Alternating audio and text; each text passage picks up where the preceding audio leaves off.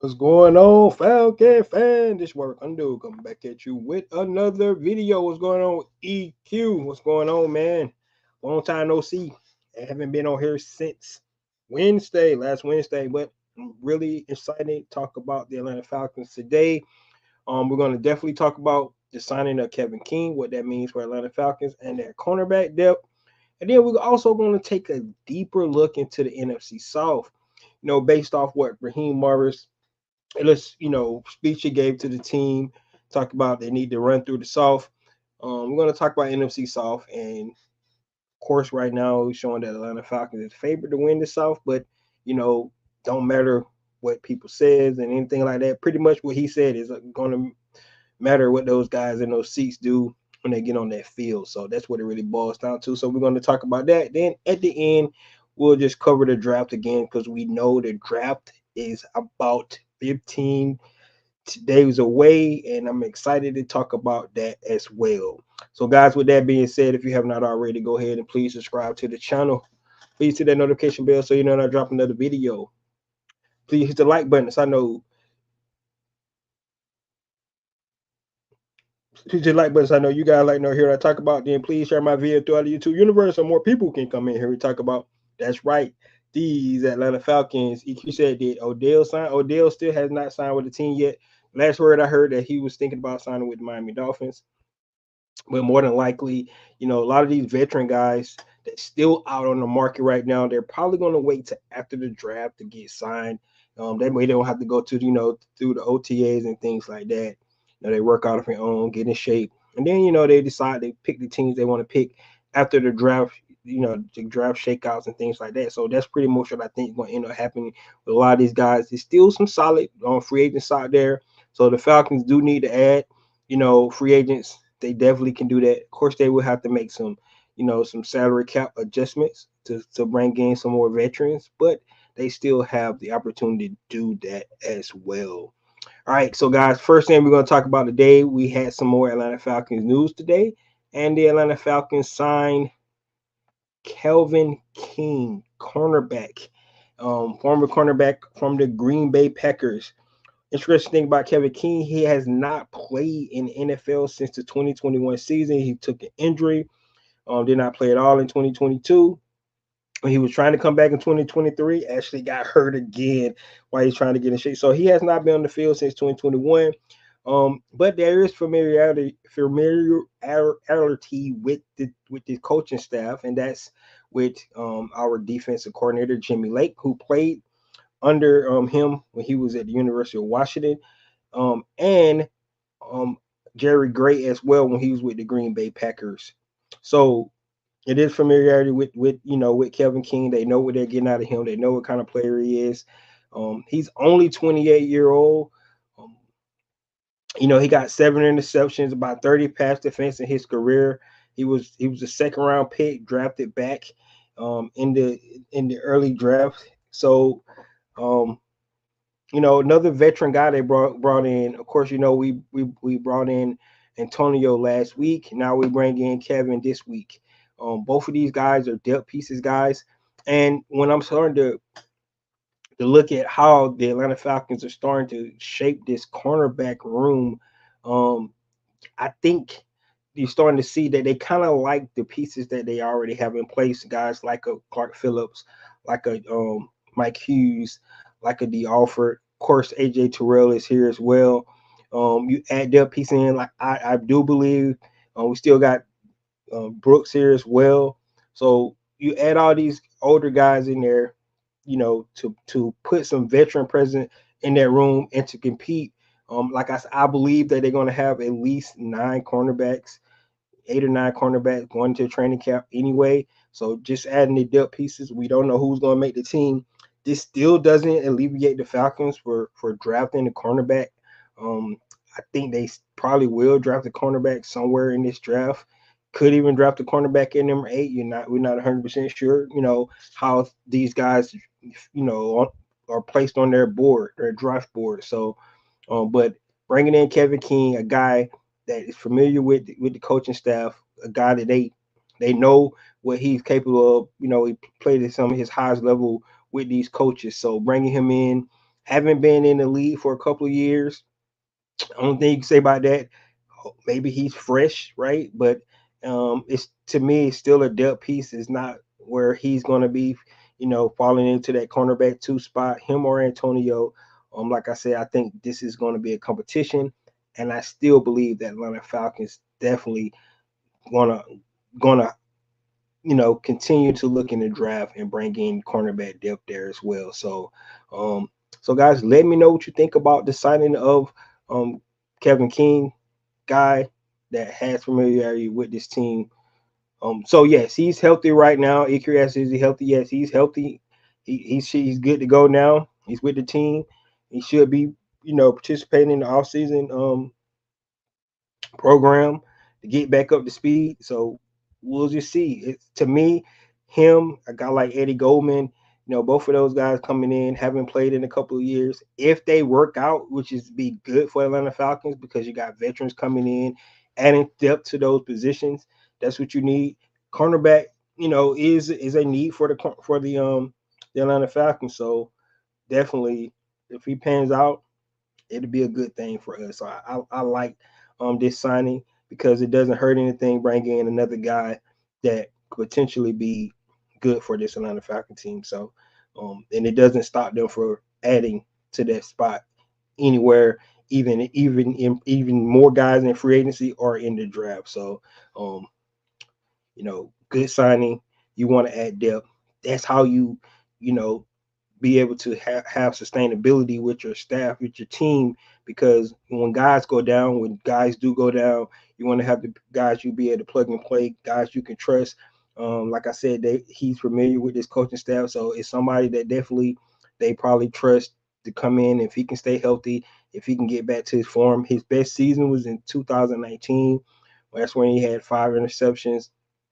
So go back, that's a while ago. But with the injuries and things like that, um, that's what happens with guys in the NFL. That's why NFL stand not for long. So, but if he pans out, he comes in and be productive for this team. He's only 28-year-old, so he's not an old guy that coming in. Um, if he's healthy, he could really be a good depth piece for this Atlanta Falcon team. So that's where we're at with that, guys. So the next thing we're going to talk about, guys, like I said, listen to Raheem Morris, and it goes without saying, every team in the NFL, their first goal is when they start the season is win the division, right? Because you win the division, it's an automatic playoff berth, right? And then you actually host a playoff game, your first game. So um, that's the benefit of winning your division. And so if you can, don't matter if you finish 7-9, like we had 7-9 teams finish, and they host a playoff game because they won the division. So it's a lot to say when a team can actually go out and they win their division, right? And for us in the Atlanta Falcons case, that should be our goal. Now, the Tampa Bay Buccaneers has been running this division, ever since Tom Brady came, um, and you know, last year everybody assumed that they were going to have a down year.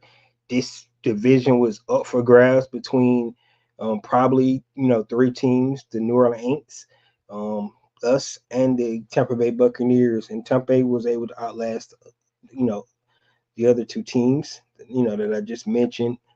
But this season along, of course, with the addition of Kirk Cousins, with the roster that has been put together by this Atlanta Falcon organization, most people are picking Atlanta Falcons to win the division.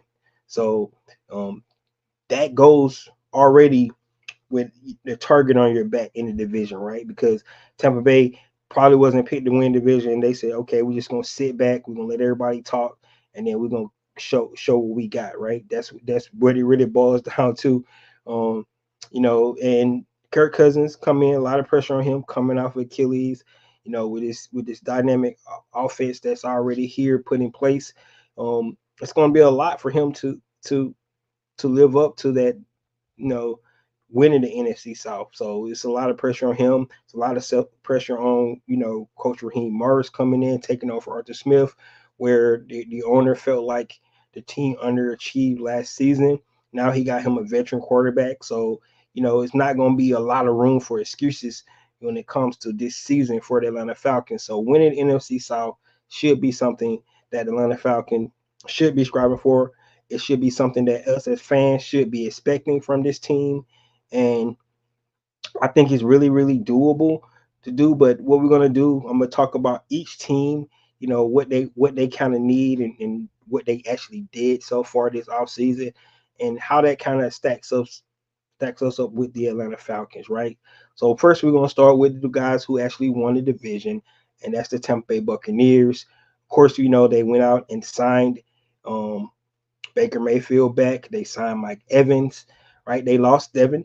They lost their one of their linebackers. They lost one of their cornerbacks in via a trade, right? Their center retired. So needs they got now, they need a needed cornerback. They need a needed center and at guard, right? They lost Shaq Barrett as well. So but they brought in Randy Gregory for his replacement. They brought in Cedric Whitehead for one of their safety spots. Of course, they already had Winfield there. Um, so they brought in Bryce Hall as another cornerback, to fill in for the cornerback that they lost to the Detroit Lions. But at the same time, the needs they have going to be, that offensive line. They probably need another receiver because Russell Gage is going to be out. They lost him. So right now, one thing about the Tampa Bay Buccaneers, what you can say, they was able to bring in a quarterback that they believe in. They was able to bring in their all-pro receiver back, but it's going to be some growing pains for them. They lost their offensive coordinator, that where Baker Mayfield probably had one of his best seasons, and Dave Canellis, who actually went to another division rival in the Carolina Panthers, right? So Tampa Bay is coming in with a new offense altogether, right? Um, so it's going to be interesting to see, can Baker Mayfield pick up to where he picked up last year under Dave Canellis, because he had played so well in that offense, but now it's a new offense that he got to learn again. It's going to be interesting to see how that pans out for them. Usually, Tampa Bay strength, it has been their defense, but they have lost some key players on that defense. I still think it's going to be pretty stout. They still got Vita Vea there. Like I said, bringing in Randy Gregory to take over Shaq Barrett. They got to fix the running game, which is probably going to be even a little harder because they lost their starting center. Like I said, they need an offensive guard as well. So they have a lot of holes. They have a lot of questions. Even though they won the division last year, it's not clear cut that, I think they have more holes than some other teams in the division. So Tampa Bay Buccaneers is there. I still believe that it potentially could be up for grabs, but you're looking at Tampa Bay Buccaneers. Kudos to them for signing their quarterback that they feel can take them somewhere, bringing back their All-Pro tight end, bringing Levante David back. Um, pretty getting up there in age, but they still lost their other probably the better linebacker. Um, so that's something that's probably another need for them as well. Linebacker, like I said, they need edge, they need cornerback, they need receiver. So they have needs that they got to get, that they got to address in this draft to make them whole. So it's easy to see where teams looking at this division and looking at the Tampa Bay Buccaneers and saying that even though you won last year, in a weaker division, you haven't improved enough to say that you're going to be able to stay there. So looking at the Tampa Bay Buccaneers for me, I think the Atlanta Falcons definitely have an opportunity to make ground up on that team if we can do the things that we're supposed to do. All right, let's talk about the Carolina Panthers. All right, so looking at the Carolina Panthers, um, of course, we know the issue last year with their, rookie quarterback, um, Bryce Young. They just could not protect him. So what did they go out and do? They invested in offensive lines right off the bat. They brought in guard, tackle, They brought in pass catchers for they made a trade with the Pittsburgh Steelers for Deontay Johnson, right? So they actually trying to see what they have in their young quarterback in Bryce Young. They brought over Dave Canellis, the gentleman I was just talking about for the Tampa Bay Buccaneers, who got Baker Mayfield back on track, and he's now the head coach for the Carolina Panthers.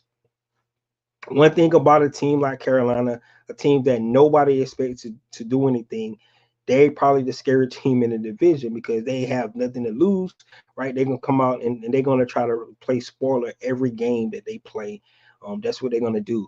Now, one thing about the Carolina Panthers that I feel like they actually did a good job this off season is their defense. I'm bringing in Jadeveon Clowney. Jeffries that they brought in. Um, they already got Derrick Brown there. Defense was solid last year. They added to that defense. So they lost Ryan Burns. I get it. I understand that. So that's a big issue for them losing their all pro pass rusher. But that defensive line still is going to be good. Like I said, Derrick Brown is a monster. We know he wrecked games a lot, but still young. Still, I think the biggest issue with them is trying to figure out, what they can get out of their young quarterback and Bryce Young. So I still think they probably a season or two away from making any noise in the division. However, like I said, it's one of the teams that if you go in and thinking that you got an automatic win, they will upset you, right? We saw it happen last year when we went to Carolina, right? When they had like 52 fans in the stadium, right? And we blew that game, a game that we had to have a must win for our team. And we went out and blew it because we underestimated that team. And that team, in my opinion, has improved. Any way you want to like it, they have improved. Yes, they have a new, offense that they're installing for their young quarterback, but they got better on the offensive line. They got better on the defensive line, and they put good pieces around their young quarterback. They gave him more pass catchers to for him to actually work. So we don't want to sleep on the Carolina Panthers. Yes, possibly looking at the rosters and looking at where they're at, in their build, they're probably looking like they might be last in the division, but it's no guarantee with that because that defense is still good. I'm just telling you guys, that defense is still good. So don't sleep on the Carolina Panthers. Um, we lost to them last year. We saw what happened, right? Um, Bryce Young made about 4 or 5 great throws and beat us, right? So, and then we go out and lay an egg like we did on the offensive side of the ball. That's what happens. So we can lose to a team like the Carolina Panthers. Their division, they know us, we know them. Division games are always tough. So even though they're rebuilding, they're going to install a new offense. Um, Young quarterback still got a lot of growing to do to figure out if he's, worthy of that number one overall selection that they made a year ago. But they put pieces around him to help him out. So we're going to see how that turned out for them this year. But don't sleep on the Carolina Panthers. Let's look at some of these things here. We missed a couple of tackles and a couple of fumbles to be in the spot. Yep, Eddie Williams says Clooney is washed up. He's just a field role player now. Yeah, but look how many sacks he had last season. You're right. He's not they're going to be their primary pass rusher, but he's definitely somebody that they can bring in to add to that defense from a veteran standpoint. I think if you go back and look at his prior seasons, he probably had his best season last year with the Baltimore Ravens in a long time. So that's why they brought him in. He's from Carolina anyway, so he probably wanted to go home. So they're gonna blow another one this season. I agree. They should be last in the division. I'm not believing anything about the Panthers, so don't get me mistaken. However, it is a division opponent, and don't sleep on division games. If everybody ever watched division games in college, basketball, football, Vision games are always tougher than they should be because you play them twice a year. It's bragging rights, all kind of stuff. They, like I said, you play them every. They know your tendencies, you know their tendencies. So, um, don't sleep on the vision games. Um, Stats never matter in rival games. That is correct. Never matter. Never matters. Um, Ravens have players and depth on their defense. Yes, 100%, 100%. But you still can't take away from his productivity that Clowney put up last year. You just can't take away from that productivity that he put up. So, I mean, I'm just speaking from what he was able to do. He was able to stay healthy. He actually was really productive for them last season. You know, and that's why he got a contract this season. That's pretty much what it boils down to. Um, what's good? What's good, Wallace? What's good? What's good? What's good? So, guys, those are the two teams we just talked. We just talked about the Bucks. You know, the division winners last year, getting their quarterback, bringing back their All-Pro receiver, but they got a lot of holes. Lost their center, and Ryan Jensen retired. Right? They need an offensive guard. They need an edge to play Shaq Barrett. They probably need another receiver to go with Godwin and make more Mike Evans. They probably need another linebacker because they lost their middle linebacker. They did bring in Bryce Hall for their one of their corners. They brought in Whitehead for another safety. They lost their corner. They're probably their best cornerback that they had. It's probably going to be tough for them to run the ball again. And to top all that, Baker Mayfield's learned a new offensive coordinator. So it's going to be interesting to see how the Tampa Bay Bears, um, you know, turn out. Once again, you talk about the Panthers, teams that we expect to be last in the division, but they trying to figure out what they got in a young quarterback. It's just that simple.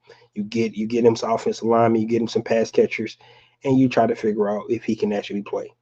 That's what they're going to find out. It's really hard to determine that from last year season because they was bad. They was just really bad last year. So um, trading for Deontay Johnson, they still got the old dude there. From the Vikings, he's still there. Probably a little bit over the hill now, but he's still there, showing that veteran preference from a receiver standpoint. This is a deep receiver class, so they can actually add to that as well. But I like the additions they had, to be able to help Bryce Young out. Now, guys, let's go to the hated Aints. Right? I want to talk about them next till we talk about our team. It's the Atlanta Falcons. Talk about the Aints, man. Let's talk about those guys. So, their needs, believe it or not, they need offense and defense alignment. Some of their defensive linemen are getting old in the tooth, right? They need offensive line help. Believe it or not, another need, they probably need to invest in a quarterback as well. Um, I don't know if Derek Carr is definitely going to be answered for them. They got him under contract, so he's there. Here's their guy. Um, but guess what? They're learning a new offense as well. It's really funny that that every team in this division has got a new offensive coordinator, right? And I'm gonna explain why Atlanta could probably be in the best spot because of this, right? But they're coming from um, going from who they had and Carmichael to bringing somebody in that kind of runs the same kind of offense that Atlanta Falcons gonna be running. That's West Coast offering from that um, Kyle Shanahan tree. So that's what they're gonna be running. They did lose Michael Thomas, right? He was gone. Probably right move for them to go ahead and do away from him because he could not stay healthy. They was able to bring back Tyrann Mathieu, right? They was able to bring him back, but they got a lot of holes. Their biggest holes on their offense and defensive line for years. The Saints' strength was their defensive line. Their front seven was really really solid. Now that's where you're gonna find some of the holes at in that front seven. I think the secondary is still okay. We got Honey Badger back there. You got Mr. Guy that like to grab everybody in Lattimore because that's what he's gonna do. But you do have needs at defense and offensive line for the Aints, right? And honestly, to be honest with you, I don't 100% believe in Derek Carr. So, um, and I hope they come in last instead of the Panthers. That would really make my 2024 season if the Aints was to come up last instead of the Carolina Panthers. So that's what I'm looking for. But they finally got rid of you know their motivator and Jameis Winston. He's now with the Cleveland Browns. So it's gonna be interesting to see how that locker room turn out. But um, I think the Aints, in my opinion, where they're at, they just waiting their time. They should have blown it up, right? The Aints is one team that still feel like they're in a window where they can actually win a Super Bowl. Where at this point, looking at their age of their players on their roster, where they're at, from some of their playmakers. I mean, they still got Chris Olave there, who's a stud. I like him a lot. But if you look all around the rest of that team, they're older guys, and they got a quarterback who's never did anything. Um, on a consistent basis. Really looked shaky last year. Now you put him in a new offense again this year. I believe from an Ain't standpoint, they should have blown it up and started over. They keep pushing the salary cap down the road. Remember, when the season started, they was $84 million over the cap, right? With all the restructures and all the guys they had to cut, right? They're not in a place where they can make a run. I don't know why they feel that way. So Mickey Loomis, their GM, just keep pushing it down the road. I'm happy, keep doing it, but I believe at some point in time they need to really go ahead and rip the band-aid off and actually start over for that organization. But as long as they want to wait, I'm cool with it. Keep on doing what you're doing, Inks. Um, keep keep standing right in that middle place where you a semi good team, a 7, 7, 9, 8 win team each year, and hoping that you can win in so-called weak divisions. But they really need to decide to make a decision what they're going to do with this team. And this could be the last season, especially for their head coach. I believe if he don't get it done this year, he's probably going to be gone. We already know his track record anyway. Really has never really did anything. He inherited Sean Payton's team, and like I said, he's been just muddling these last couple of years since that time. Um, Once Drew Brees left, that's probably should have went ahead and reset at that point, but they keep just kicking the tire down the road with that salary cap. If you go look at their salary, look at their cap board right now, you'll see all the restructures they don't did and things like that. And probably their best player is Chris Olave, right? You got Alvin Kamara who's there, who's getting a little bit older himself. Um, so I'm trying to figure out what they're trying to do, but be honest with you, I really don't care what they do. They can just keep doing what they're doing. But once again, that's one of our rivalry games. We know when we play the Aints, they're gonna play their best game every time we play them.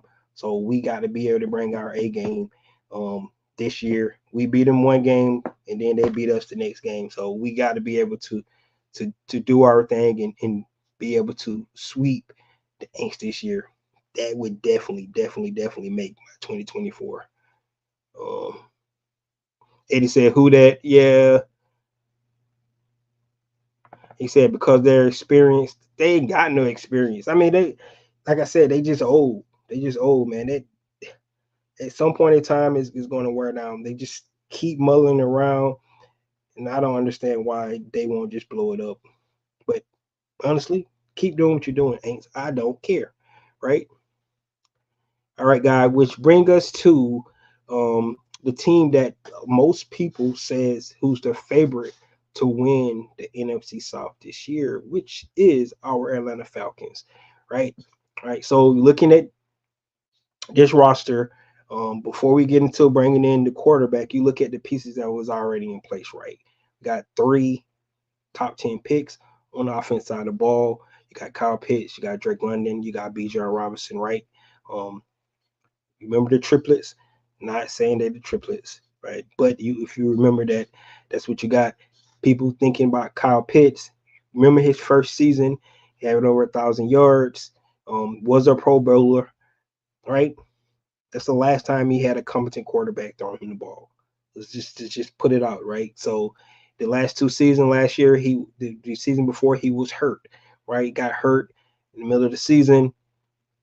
Down season for him last season. It seemed like he was trying to get it back, and the quarterback play was not good at all, right? So the last um couple of seasons for Kyle Pitts, after drafting him number 4 overall, you saw the potential in his first season when you had Matty Ice here, you know, dropping them dimes. And you got to think about that season. The only weapons Matt Ryan had was Kyle Pitts and Cordell Patterson. Just go back and look at that 2021 roster. I know people don't go back that far, but if you go back and look at that 2021 roster. The only weapons that was on that squad was Kyle Pitts and Cordell Patterson. Remember, Calvin Ridley decided to he had needed a break, right? And he only played 5 games that season, so he was out, right? And then of course we know what happened next season. He got suspended for a whole year, and he got traded, right? So that's where we're at with Calvin Ridley. But that season, the defense was picked to try to take Kyle Pitts out, and when he had a competent quarterback, he had a couple of explosive games in that season. One in particular, you go back to the Miami Dolphins game. He really showed his talent there, going up against all pro corners, from that Miami's team. You go back and look at the San Francisco game. You go back and look at the game we had in London. Against the New York Jets. That's where he actually got his first touchdown. So he had breakout games. You saw the potential that Kyle Pitts was able to display when he had a competent quarterback. That was his rookie season. You expected him to have that jump from year 1 to year 2, but when you get rid of your franchise quarterback after 14 seasons and bring in a Marcus Mariota, right? That's when you start to see a whole different philosophy that Arthur Smith went down, right? He stopped passing the ball so much, went real run heavy. Probably one of the most prolific running games we had in years from the Atlanta Falcons team. Kyle Pitts' numbers went down tremendously.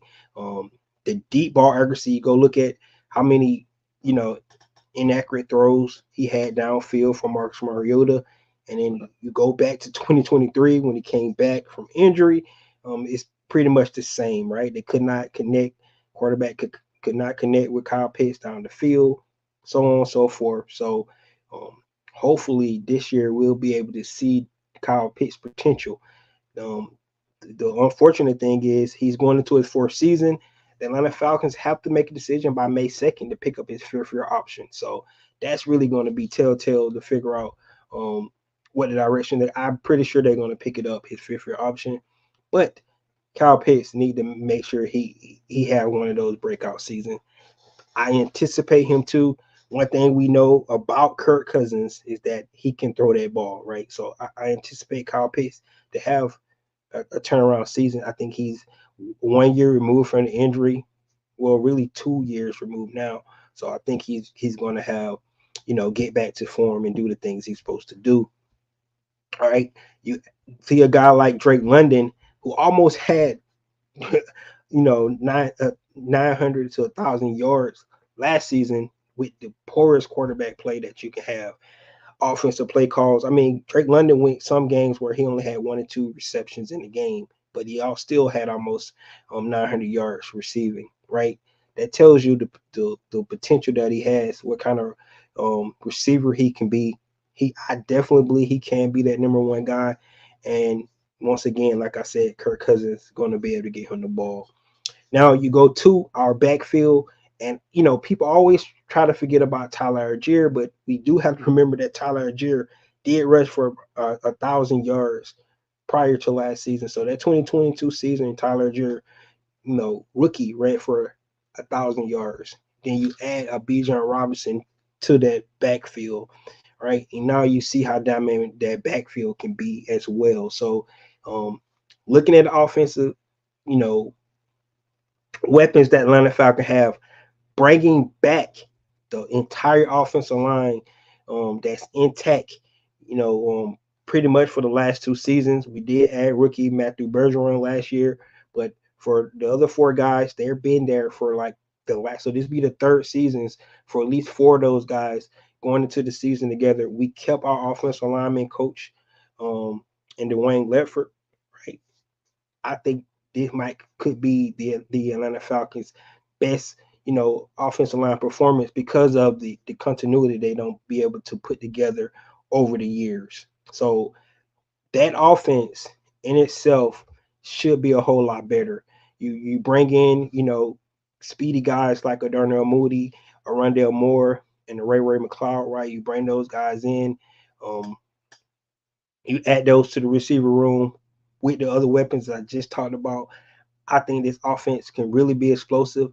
The biggest thing about this offense that everybody needs to understand, we just talked about all the new offensive coordinators that's going to be in the NFC South.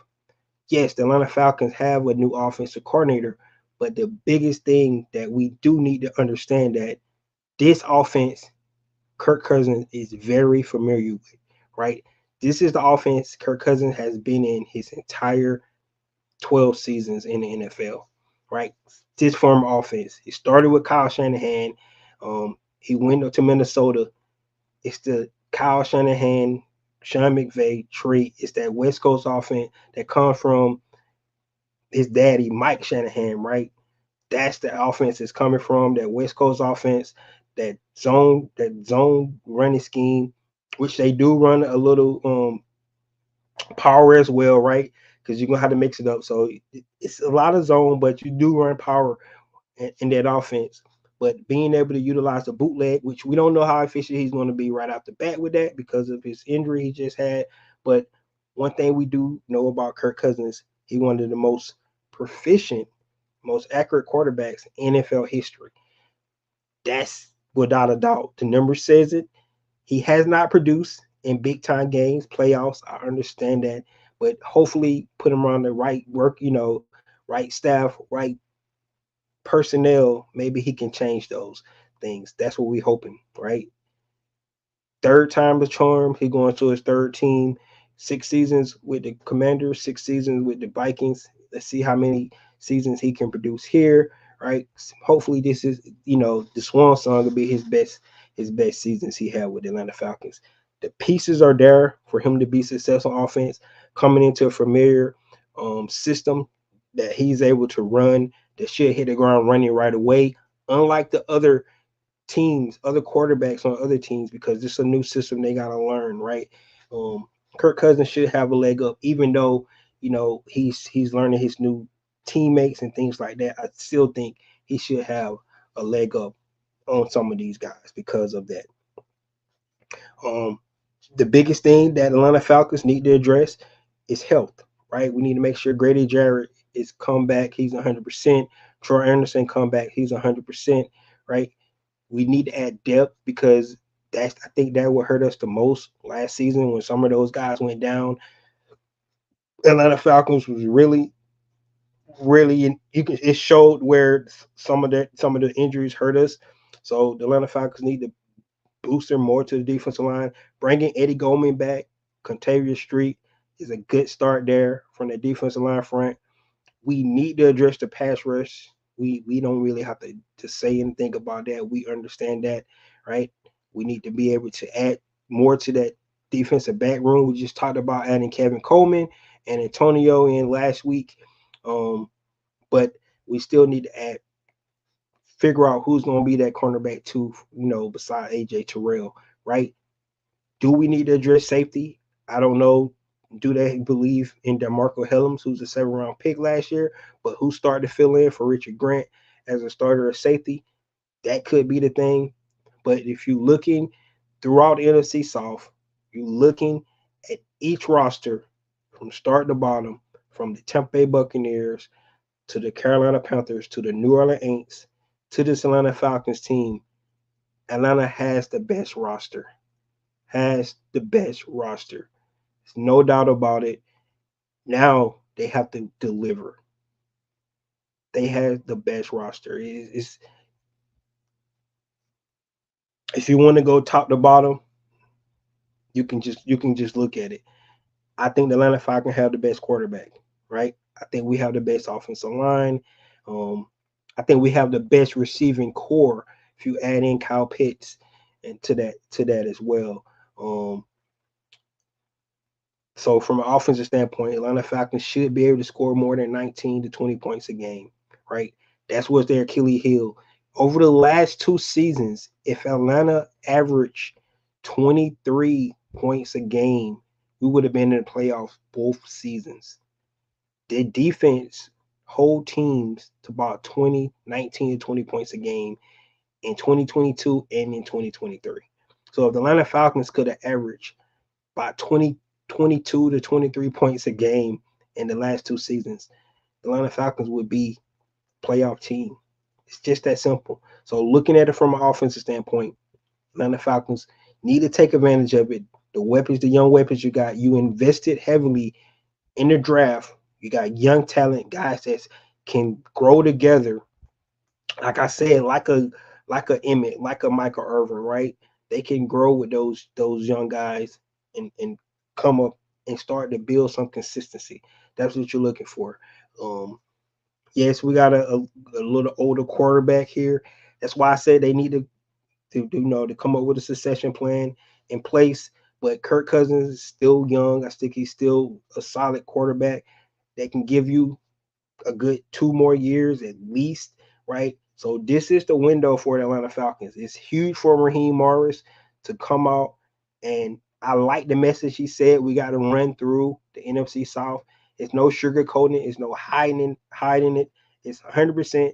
That should be their number one goal is to win the NFC South, right? I think Atlanta Falcons have the best roster, and I'm not just being a homer. I'm just looking at it from top to bottom. I think they have the most continuity going into the 2024 season. Looking at the new offenses that's got to be installed across the division.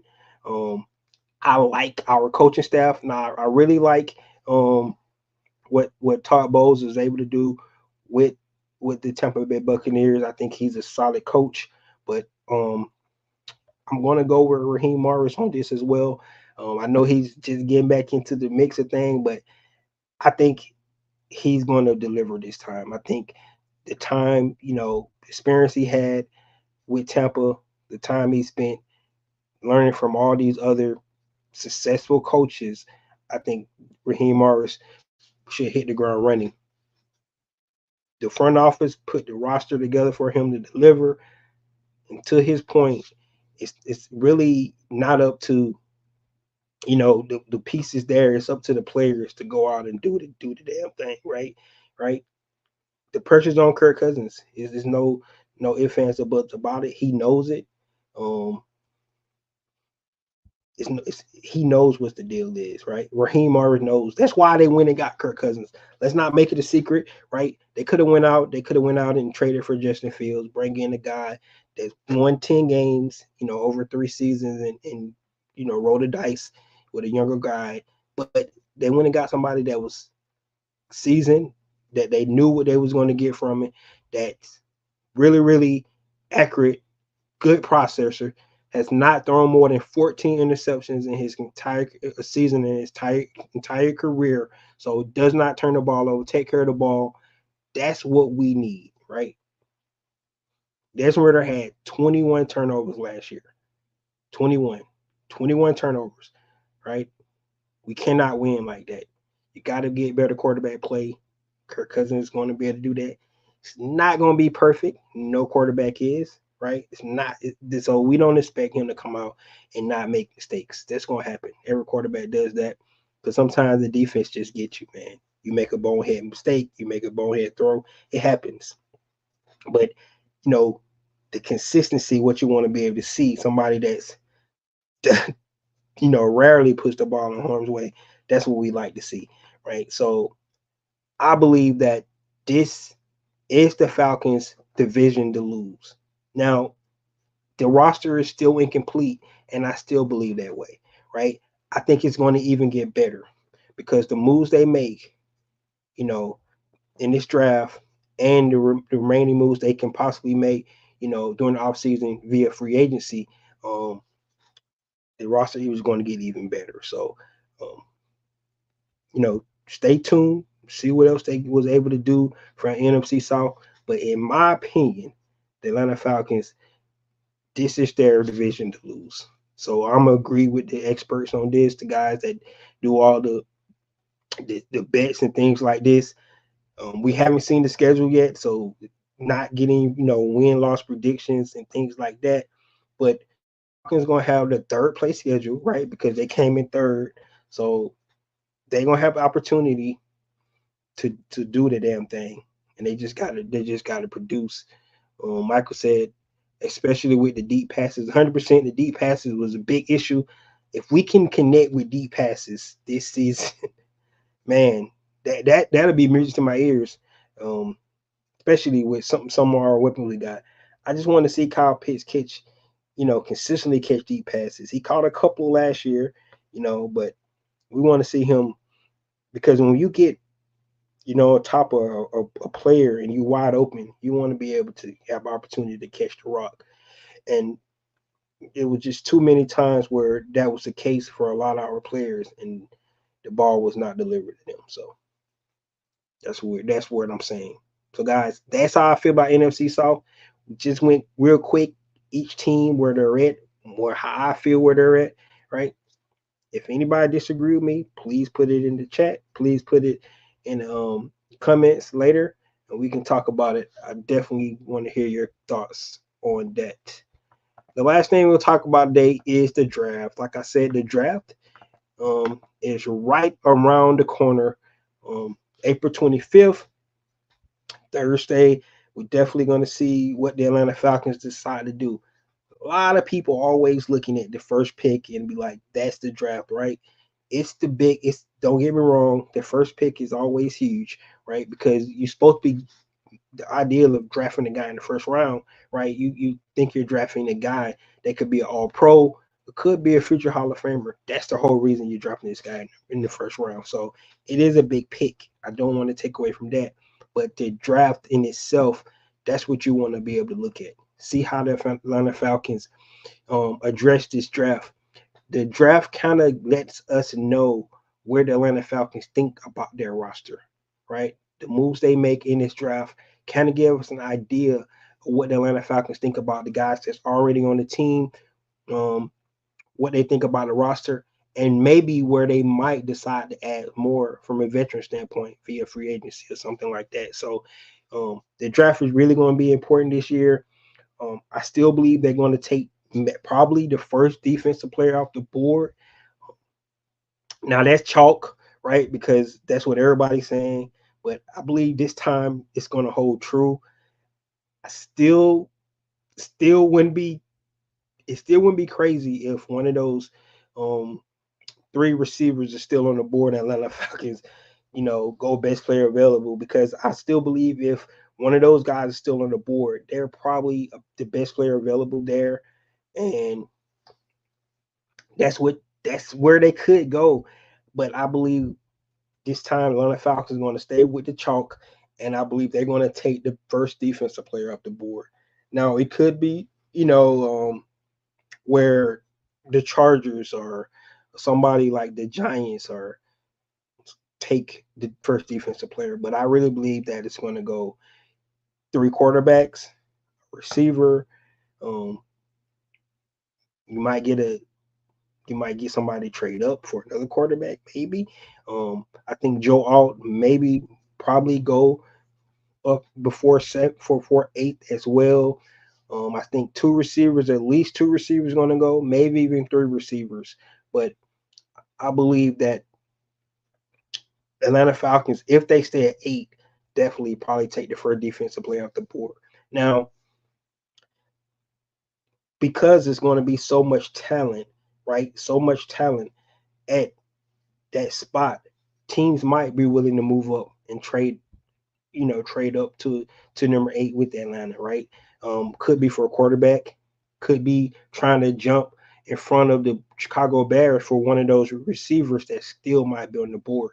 Somebody could even move up to get Brock Bowers, right? Because we forget Brock Bowers is in this draft, right? Talented, probably one of the best players in this draft, right? I just think how the board is falling with the quarterbacks, the receivers. You got Joe out there, and maybe some needs. Brock Bowers you might see him drop down the board further than he probably would, consider his value and his talent that he has. So, but you could look at a guy like Brock Bowers that could drop, but teams could actually move up to maybe go after Brock Bowers, right? Teams could move up and trade with Atlanta to go after one of those receivers. Team can move up with Atlanta to go off one of those quarterbacks. So we just don't know if the Atlanta Falcons are going to stay pat at 8, but if they do, I believe that they're going to take the first defensive player off the board. Right now, I'm leaning back to Dallas Turner. At first, I was going more a lot too because I think he's probably the most polished pass receiver. If you look at what he was able to do in the Pac-12 last year, but if you're just looking at per athletic ability, ceiling, Dallas Turner might be the best, right? So that's where I'm thinking Atlanta Falcons could definitely go. But either one of those three guys, Jared Verse, Leatu Latu, and Dallas Turner, I would not be upset with either one of those guys. They need to just add to that room. One of these rookies, you don't want them to come in. Hopefully, they come in and they be like an Agent Hutchinson, right? The way he's been able to do since he's been drafted, right? Hopefully, you see something like that. But some of these guys might have to go through that rookie growing pain. But we want to be able to see the flashes, like we saw with Zach Harrison towards the end of the season, right? Hopefully, it don't take that long for them to flash, especially if you're a top 10 pick. But we got to be able to build a pass rush. The Atlanta Falcons had 42 sacks last year. Not one guy had over 6.5 sacks, right? So they was really able to create pressure last year, and not one guy had double-digit sacks, right? So that's why, like, some people is looking at, right, maybe Atlanta Falcons could go defensive back at early in, right? Because you got a good secondary and you can simulate pressures that way, and you don't need a dominant pass rush because you was able to get 42 sacks. Now, 42 sacks is still not like nothing to celebrate about because it's still lower down in the rankings for teams. But 42 sacks going from where we were the last 2 seasons, I think we had 18 and 21 sacks back-to-back seasons. To move that up to 42, and to think that not one person had double-digit sacks, that's really impressive.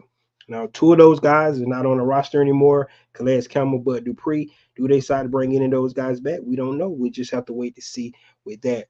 But going to get a pass rusher is going to be huge for us in the draft, right? Second round, where could they go? Depends on what they do at the that first overall pick. If they go defense, maybe they go and get another receiver. I still believe they do need to add to their receiver room. Depends. Bringing in Eddie Goldman and Contavious Street, maybe not so much into defensive line as we initially thought right away. Adding depth to that, you still probably want to add somebody younger there, but maybe not right away. I think if they go, they might go defensive back in that second round pick. And then on day 2, they still got 2 more picks in the top 100. Right, they got 74 and 79 as well. So we'll have to see the direction they could go. Do they go and pick a quarterback? On day 2, right? We heard about the contingency going up to see Michael Penix Jr. However, I don't think he would be there at 43 if that's where they were going to try to get him at. They would have to probably move back up in the first round if he falls that far. But maybe the Atlanta Falcons go get a succession plan behind Kirk Cousins and let him sit for a couple of years. We don't know. So I think you're looking at the draft, guys. It's wide open. Right around this time, they're starting to set their boards. right? You probably got a couple more 30-day visits coming from some of the draftees to come in and visit the teams, and vice versa and things like that.